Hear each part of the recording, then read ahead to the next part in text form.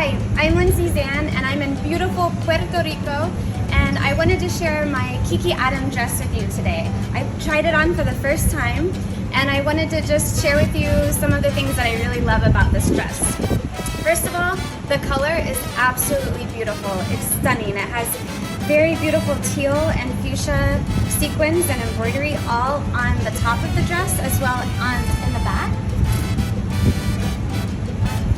And the skirt is really movable. It has a lot of sparkles, but also the design of it has a lot of draping going on, which is going to be beautiful when we perform tonight.